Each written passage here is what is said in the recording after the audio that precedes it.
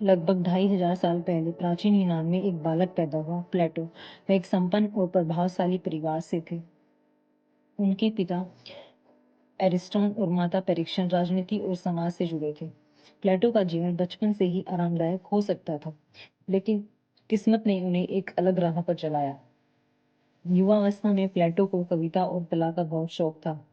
वे कवि बनना चाहते थे, लेकिन जब उनकी मुलाकात महान दार्शनिक सोक्रेटिस से हुई, तब उनका जीवन पूरी तरह बदल गया। सोक्रेटिस कोई किताब नहीं लिखते थे। वे बस लोगों से प्रश्न पूछते, सत्य क्या है, न्याय क्या है, एक अच्छा जीवन कैसे होना चाहिए। प्लेटो ने देखा कि उनकी गुरु सच्चाई की खोज में इतना अड़िग था कि उसने मृत्यु को भी स्वीकार कर लिया। जब एथेंस की अदालत में सोक्रेटिस को जहर पीकर मरने की सजा दी, तब प्लेटो को गहरा आघात हुआ, लेकिन उनके मन में एक दृढ़ संकल्प भी पैदा हुआ कि वे गुरु की सोच को आगे बढ़ाएंगे। सोक्रेटिस की मृत्यु के बाद प्लेटो ने दुनिया घूमे, मिस्र, इटली और अन्य कई स्थान। उन्होंने वहां से गणित, राजनीतिक और दर्शन के नए विचार सीखे। फिर एथेंस लौटकर प्लेटो ने एक विद्यालय खोला, जिसमें इतिहास में एक पहला विश्वविद्यालय कहा जा सकता है।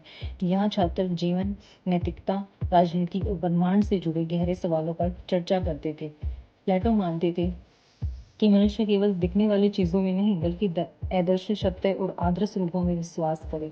उनकी मशहूर पुस्तक द रिपब्लिक है। प्लेटो केवल विचारक ही नहीं, बल्कि शिक्षक भी थे। उनके शिष्यों में एक नाम बहुत बड़ा था, अरिस्टो, जो आगे चलकर सिकंदर का महान गुरु बना। 82 वर्षीय आयु में प्लेटो का देहांत हुआ, लेकिन उनके विचार आज भी जीवित हैं। उनकी गुफा की कहानी हो या न्याय का सिद्धांत, ये सब याद दिलाते हैं कि असली स्वतंत्रता ज्ञान और सत्य से ही मिलती है।